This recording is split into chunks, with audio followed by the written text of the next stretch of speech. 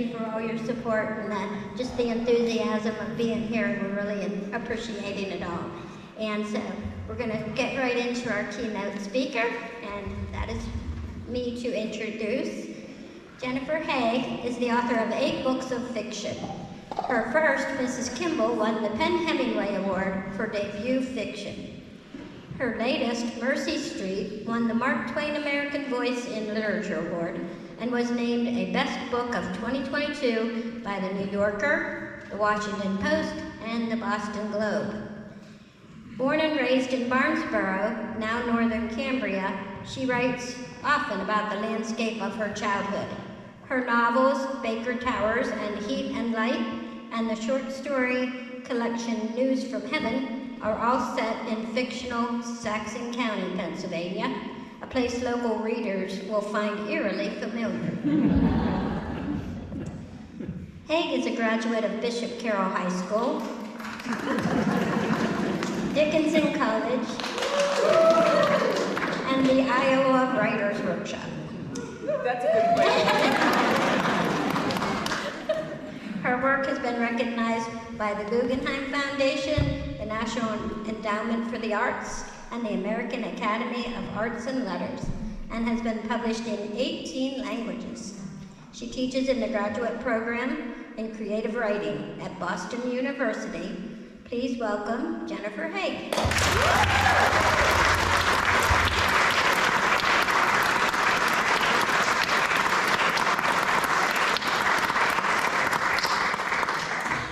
Thank you, Terry, for that introduction, and thanks to all of you for being here tonight.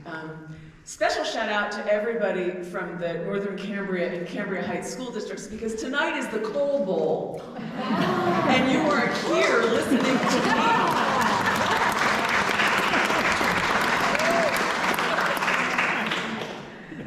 It is such an honor to be here as part of this year's Festival of Books in the Alleghenies, and especially to be in the beautiful Cambria County Courthouse, to talk about reading and writing, and in particular, how having access to good books can completely change the course of a child's life.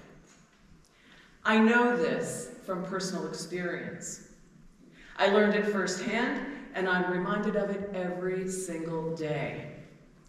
My life as a writer is the direct result of a childhood surrounded by books. I grew up 15 miles from here in what is now northern Cambria, though I will always call it Barnesboro. My mother came from Hastings, the town next town over, and my dad grew up literally in the house next door. Both my grandfathers were coal miners, but my parents went to college on the GI Bill and became school teachers, and somewhere along the way, fell in love with books. My mother, Betsy Wasilko, is here tonight.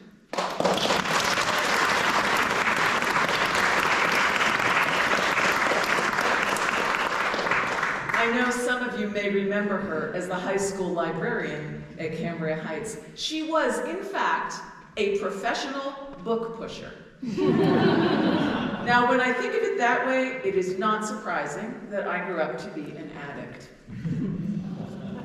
My dad, Jay Wasilko, taught English in the Northern Cambria School District for 30 years. If you went to school there and you're over 45 years old, he was probably your teacher. If you're younger than that, he probably taught your parents, and maybe your aunts, and possibly your cousins. It's, to me, the best thing about being from a small town, the interconnectedness of everyone and everything.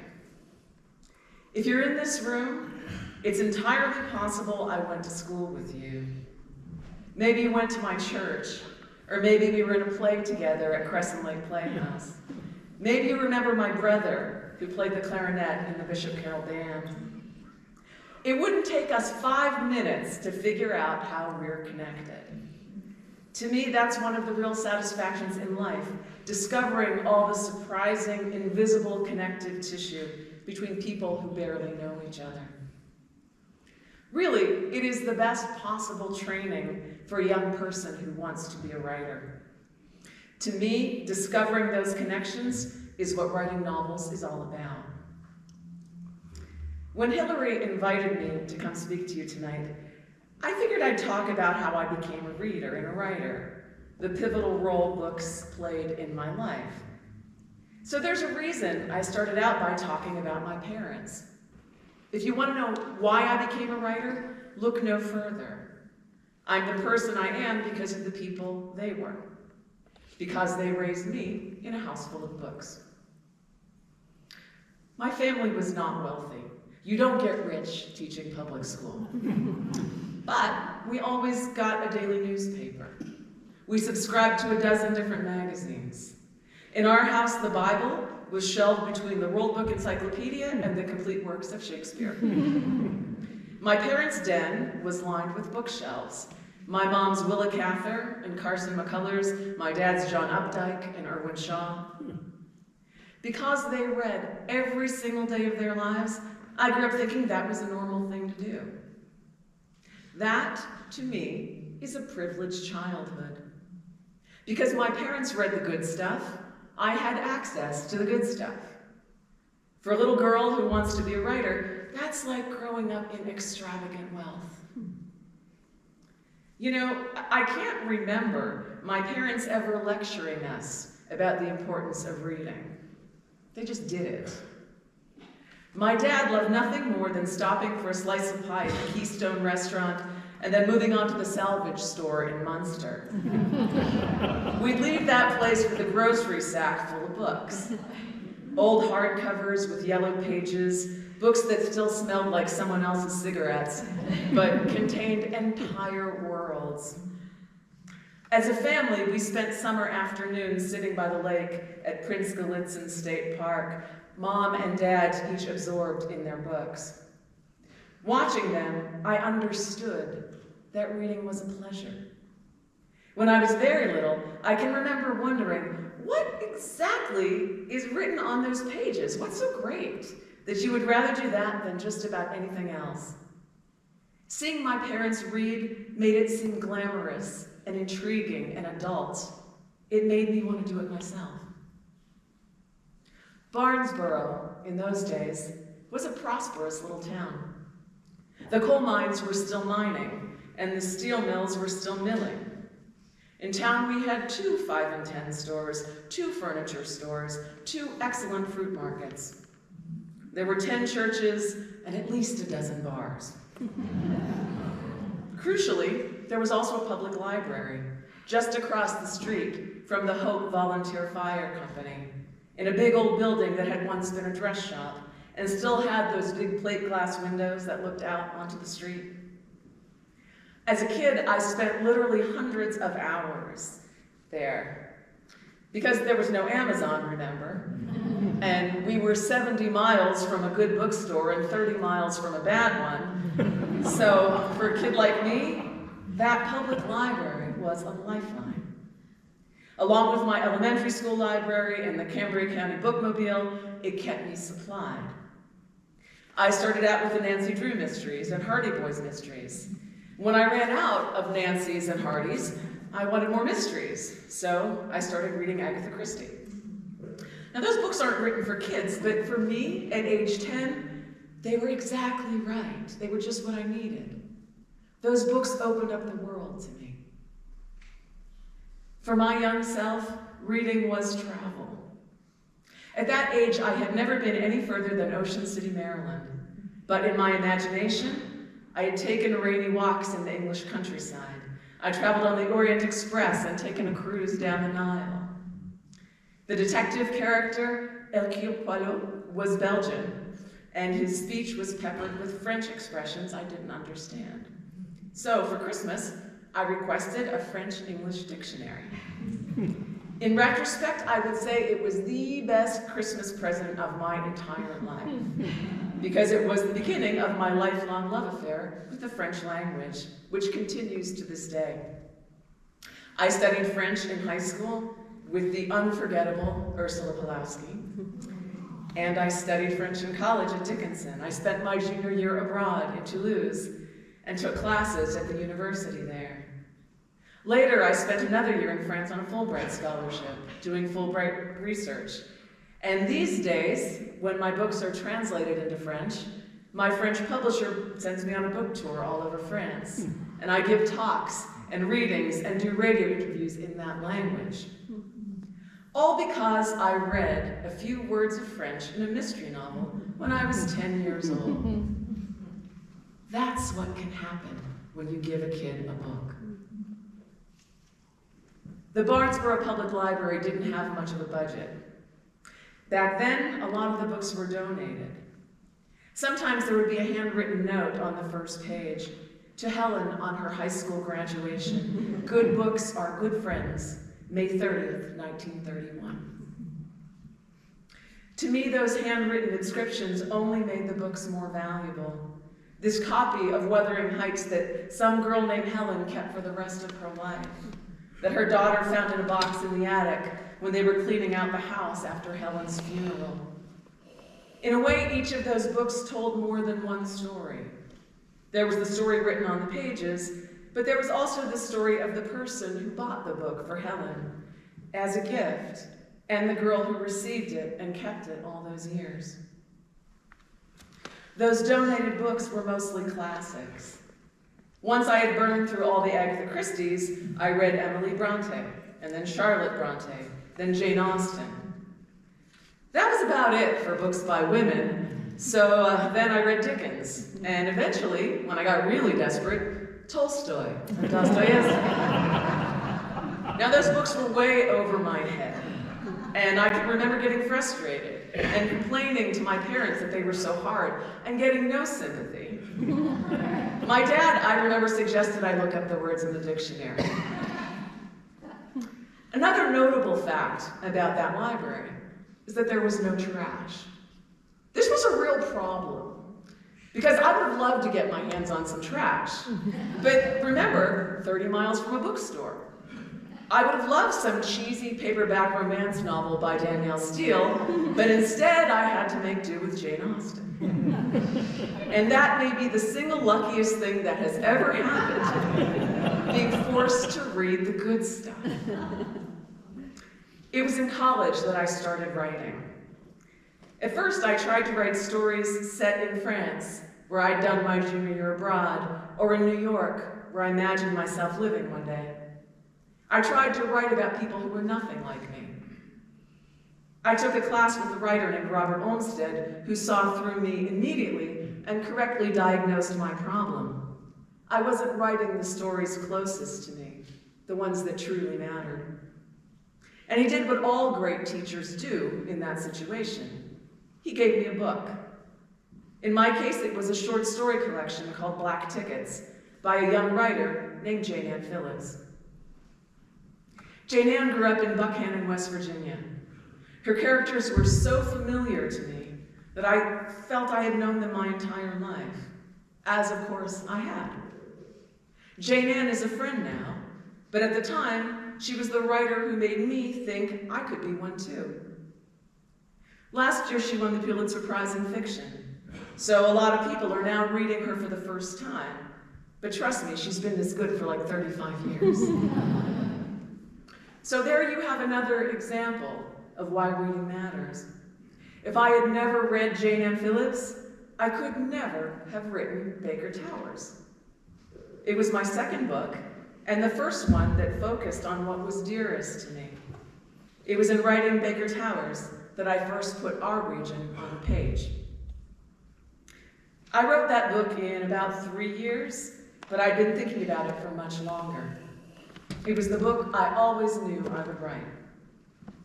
For writers, there are two kinds of stories. The ones we go chasing after, and the ones life gives to us. If you're very lucky, you get one story given to you.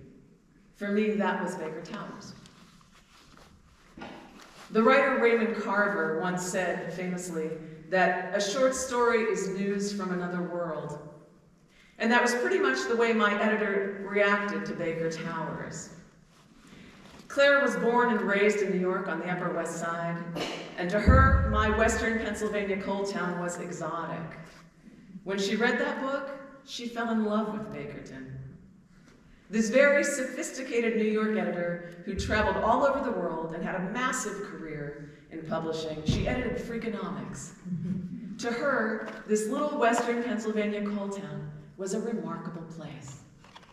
She was right, of course, but it took me a long time to understand that. Growing up in this region, I didn't think that way about it. When I was growing up here, back in the dark ages, before the internet, small towns were far more isolated than they are today. Whatever you grew up with was your idea of normal. And unless you could afford to travel, and most people couldn't, you might reasonably assume that the rest of the world lived exactly the way we did. When I was growing up in Barnesboro, most people had minors in the family. If I went over to a friend's house on any given afternoon, we might have to walk on tiptoe because her dad was working hoot owl and had to get some sleep. I always thought this was a very ordinary way to earn a living. It was years before I thought about how miners actually spent their shifts. My grandfather was a pinner. That means he was the first man to enter a new seam of coal after the blasters had blown a hole through it. His job was to crawl into the hole and hammer in a series of wooden posts to hold up the ceiling, which was usually no more than 3 feet high. Above his head were thousands of tons of coal and rock, enough to crush him and his entire crew in a couple of seconds. Now, besides the imminent physical danger, think about the sense of confinement those men must have felt, the physical discomfort of working on your hands and knees for 10 hours straight, and of course, the absolute darkness. It seems incredible to me now that I ever considered that a normal way to make a living. It isn't normal. Everything about it is extraordinary. For a writer, this kind of subject is a gift. But when I first started writing, I didn't think so. At that time in my life, Western Pennsylvania did not dazzle me. In my 20s, I felt pretty much the way I'd felt as a teenager, that I must have done something terrible in a past life to have the misfortune of being born in the middle of nowhere. It took me some years to grow into my subject, to look beyond what was hip and cool and write the truest thing I could possibly write. Baker Towers is a family story set in Western Pennsylvania in the years following World War II. I'd grown up hearing about what it was like around here in those years, the vibrant little towns my aunts and uncles grew up in and were so nostalgic about. As a teenager, I found those stories hard to believe. Writing Baker Towers was my attempt at time travel. I wanted to experience the town as it once was. I wanted to see it for myself. I started writing Baker Towers in the summer of 2002. I'd just finished up 2 years at the Iowa Writers' Workshop, and I had sold my first novel, Mrs. Kimball. The book wouldn't come out for another 8 months, so this was my chance to get started on something new. Sitting at my kitchen table in Iowa City, Iowa, I drew a map of a western Pennsylvania coal town that I would eventually call Bakerton, an imaginary place I would revisit again and again for the next 20 years. Of course, there really is a town called Bakerton, squeezed in between Nicktown and Carrolltown. This has created some confusion for local readers who have noticed that the Bakerton in my books is very different from the one on the map. And they're right. The Bakerton I write about is my own creation, a fictional place that really is a composite of many towns in this area. Barnesboro and Spangler and Hastings and Patton, Asheville and Clymer, and half a dozen others I could name. The town I write about is located in Saxon County, Pennsylvania, which I also invented. Now, of course, Pennsylvania has 67 perfectly good counties, so why did I feel the need to invent my own? Well, some of the reasons are practical. If I wanted to write a scene at the church picnic, followed by one at the ball field, I could put the ball field across the street from the church, so my characters don't have to drive across town. But The real reason is that I'm a storyteller, not a historian. Fictionalizing the place gives me the freedom to invent a unique history for a town instead of being bound by what actually happened. For example, the coal company in my books is called Baker Brothers. It's owned by two brothers, Chester and Elias Baker. At first, the Bakers were peripheral figures in my work, but over the years they have popped up again and again in my stories and novels. I've given them wives and ex-wives and children. I've put skeletons in their closets. Now, to me, that is far more interesting than doing a ton of research about Thomas Barnes, whose family founded the Barnes and Tucker Coal Company, and about whom very little is actually known. Baker Towers was published in 2005. It was a New York Times bestseller. I went on the Today Show. It got dream reviews in the Washington Post, the Chicago Tribune, and the New York Times. But the most thrilling part to me was that that book found readers. Over the years, I've heard from hundreds of them, some of whom live or have roots in this part of Pennsylvania.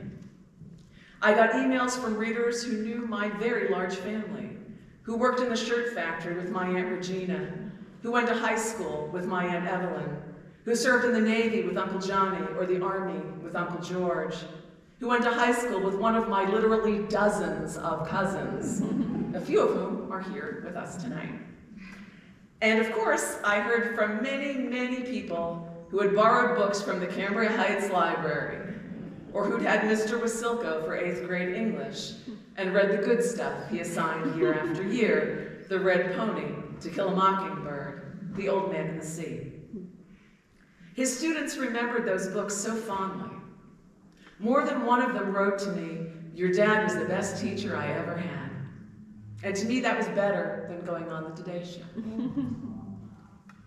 Here's the kind of thing that would happen. So after Baker Towers was published, I was doing a reading at a bookstore in Pittsburgh. And I already started reading when a woman came in with her elderly father. He was leaning on her, he had a cane and an oxygen tank, and I could tell he had been a coal miner. I mean, if you're from here, you can tell. So I'm sitting there afterwards signing books after the reading, and the man comes up to have his book signed. And he told me how his daughter saw a review in the Pittsburgh Post-Gazette and bought the book for him. And he read it. He told me it was the first time in his life he ever read a book the whole way through. And he said, "That was pretty good. Maybe I'll try another one." Connecting with these local readers was so satisfying. To meet people who had worked underground at Greenwich or Barnes and Tucker, who'd grown up in a company house in Clymer, who'd gone to the Barnesboro dances and the high school football games, and eaten the legendary spaghetti dinner at the Mount Carmel Church Festival. I wrote about that world because I believe deeply that it deserves to be remembered. Hearing from these readers meant everything to me. Their words about Baker Towers reassured me that I had done our hometown justice. Now, what I did not expect was the reaction from readers in other parts of the country.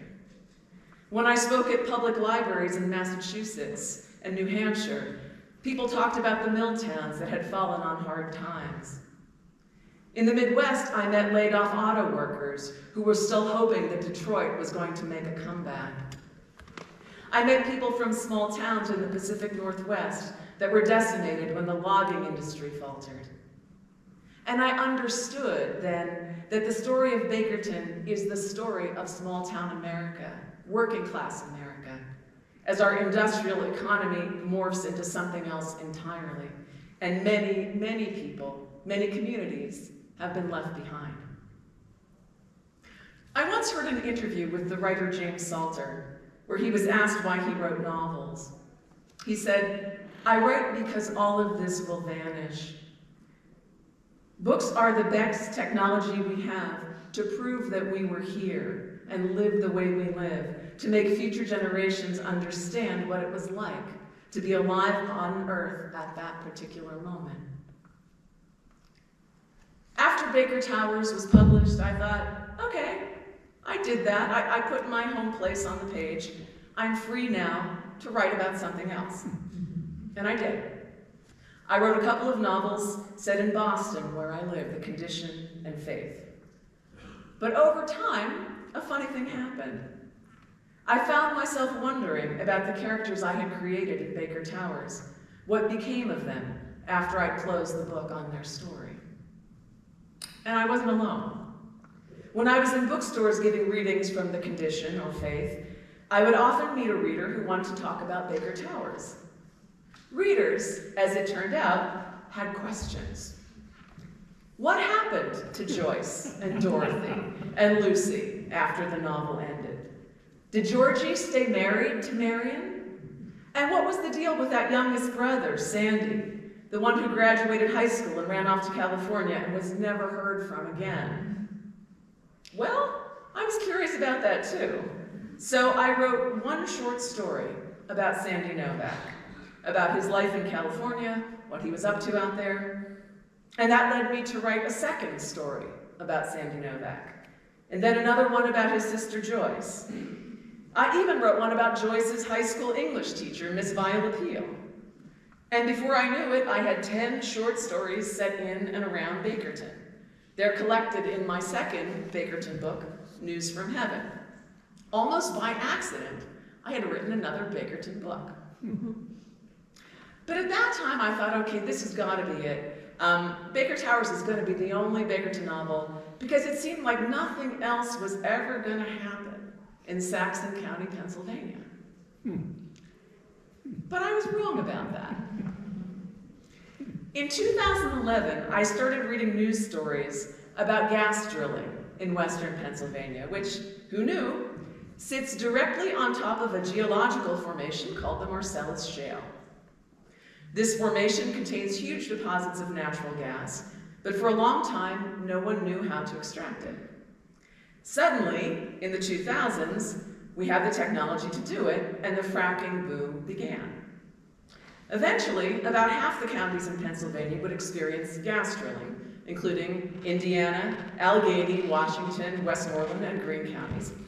And I decided that Saxon County was going to have a gas boom too. To me, this was an irresistible story. It was a surprise third act for this town that really was not expecting one. And that's how I came to write my third Bakerton book, Heat and Light, which all of you now have a copy of. Heat and Light isn't really a book about fracking, any more than Baker Towers is a book about coal mining.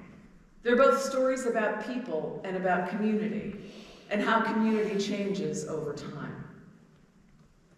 Heat and Light opens in 2010, when the first landmen come knocking on people's doors, looking to buy up their mineral rights so they can start drilling for natural gas.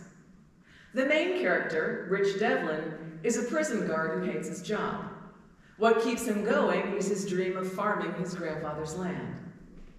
Leasing his mineral rights is the only way he's ever going to have the startup money to go into business for himself. He doesn't think a whole lot about the environmental consequences, but his wife does. They've got a 7-year-old daughter who is constantly sick, and the doctors can't figure out what's wrong with her. Rich's neighbor Rena down the road is a dairy farmer who thinks fracking is going to ruin her business. So she organizes a citizens group which meets at the public library. No, seriously, the most important scene in the book happens in the public library. Really. Now, the arrival of the drilling crews is a game changer for my town of Bakerton, which, like a lot of small towns, is a little insular. It isn't the kind of place people move to. If you live there, you were probably born there, and very possibly your parents were born there too. But gas drilling brings a sudden influx of new people from the outside. First the landmen, then the drilling crews from Texas, guys who spend 6 months or a year living in a motel room or some kind of temporary housing built by the gas company, the man camp I write about in Heat and Light. I found that so fascinating and really so familiar. 100 years ago, this region had company houses built by coal operators. These drill rig workers also live in company housing. It just looks different. A novel, to me, starts with the moment after which nothing will ever be the same. In the case of Heat and Light, it's the arrival of the landmen who buy up the mineral rights.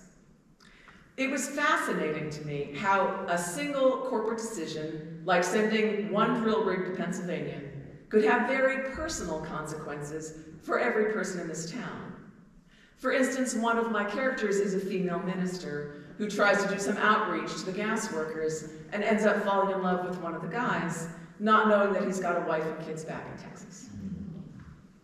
For me, it was a great pleasure to be back in my fictional landscape of Saxon County, to write about a place I understand so intimately. It was like reconnecting with old friends. I've been writing about Bakerton for so long that I've actually written multiple generations of some families. For example, Rich Devlin, the prison guard in Heat and Light, is the son of Dick Devlin, who owns the tavern in News from Heaven. His grandfather was Regis Devlin, who was the president of the United Mine Workers Local in Baker Towers. Now, most readers are not going to remember this, but I do. And I feel bound by what I've already written about the Devlins. They're imaginary characters, but I can't change their history and make them into someone else. They are who they are. They are the people I have written them to be. Now, when I write a news story set in Bakerton, I immediately think about how the characters are connected to the ones I've already written. If I have a character in her early 40s, I think, what year did she graduate from Bakerton High School? Was she in Darren and Gia's class? No, she was in Shelby's class. All my Bakerton characters live in the same fictional universe. They know each other. So if I've written a character, I can't unwrite him. In any future Bakerton story, it's going to take place in the world where that character continues to exist, whether or not he happens to be in that particular story. It really is like an elaborate form of mental illness. Like when I hear myself talk about it, I keep very close track of my imaginary friends.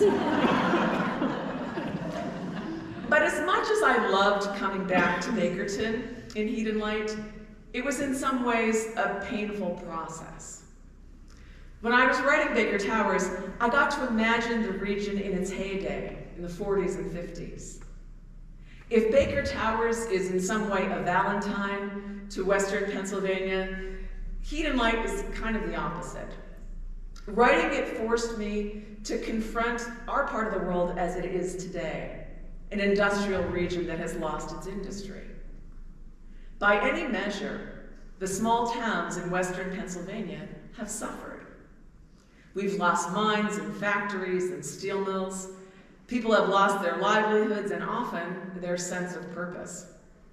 Young people have moved away in droves.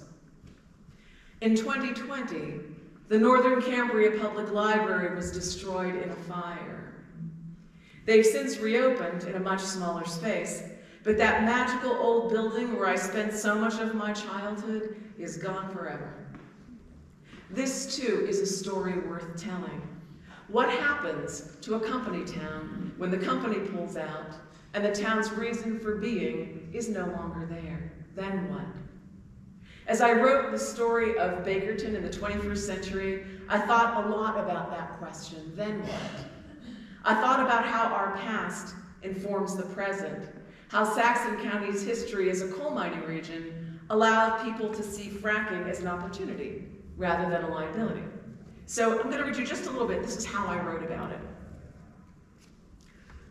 Rural Pennsylvania doesn't fascinate the world, not generally. But cyclically, periodically, its innards are of interest. Bore it, strip it, set it on fire, a burnt offering to the collective need. Bakerton understands this in its bones, a town named after a mining company, Baker Brothers, and not the other way around. Chester and Elias Baker threw the first shovel, bought up the farmland and hired the men, Poles, Italians, Hungarians, Croats, who arrived in large numbers by wagon or train. The men slept in camps and later worked, married, were drafted. The lucky ones came back to mine coal. Union wages meant Fords and Chryslers, split-level houses. On Susquehanna Avenue, shops opened. The new public high school had an Olympic-sized swimming pool. When the mines failed, the reverse happened, like a film run backwards. For sale signs dotted the avenues. One by one, the storefronts went dark. The miners, too, were extinguished. Black lung or heart attacks or simple old age. Never mind now, they're all equally dead. The children and grandchildren moved away, forgot everything. Only the widows remain. They will, if asked, point out the old mine roads, the clearings where Tipples once stood. Baker 1, Baker 4, Baker 7, Baker 12. You know, when I was growing up here, nobody ever told me that Cambria County was in Appalachia. I didn't know that. If I ever thought about it at all, I thought Appalachia was some faraway place, Kentucky, maybe. A place that was nothing like home. Imagine my surprise, years later, when I was invited to teach at the Appalachian Writers' Workshop at the Hindman Settlement School in Knott County, Kentucky, where I met literally the most talented students I have ever encountered in my entire life. And guess what they were writing about? Small towns where the mines had shut down and the factories had closed, families being separated, kids who didn't really know their grandparents because their parents had to move away to find a decent job. It's been one of the beautiful surprises of my professional life, meeting writers from West Virginia and Kentucky and Eastern Tennessee and Southern Ohio who were like long-lost cousins. It made me understand that our communities are bigger than Cambria or Bedford or Somerset or Saxon County. We're part of something much larger than ourselves. Because where are the Alleghenies? They're part of the Appalachian Mountain Range. When I was a kid, I never saw towns like mine in movies or on television, and certainly not in literature. And it's been a powerful experience, bearing witness to where and how I was raised, to our communities, to the generations of people who built our towns, our parents and grandparents who worked in the mines or ran businesses to serve the people who did. Our church festivals and wedding receptions at the Vets or the Legion, our firemen's parades. I write to show that the lives of regular people are worth writing about, that ordinary people are capable of profound emotions and complex thought. You know where I did find those stories? Country music. Songwriters like John Prine and Willie Nelson and Dolly Parton are the real poets of rural America, small town America. When it comes to telling the stories of communities like ours, no one has ever done it better. Which brings us back to the whole reason we are gathered here this evening. For my money, Dolly Parton is the patron saint of Appalachia.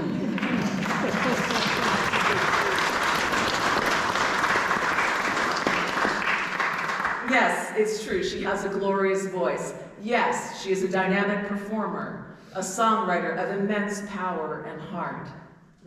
But she's also a real person, a genuine humanitarian and a pragmatist. She understands and respects communities like ours and has a clear vision of how to make life better for generations to come. The Dolly Parton Imagination Libraries began with the simplest possible idea: getting books in the hands of kids in the simplest way you can. For parents who can't afford books, who work long hours and maybe don't have access to a car to take kids to the library, this program is a godsend. It's a way to have books come directly to children. And by being here tonight, you're helping to bring this program to kids in Cambria, Bedford, and Somerset counties. Because you never know what's going to happen when you give a kid a book. Thank you, everyone, for being here tonight and listening to me and joining me in supporting this fantastic cause.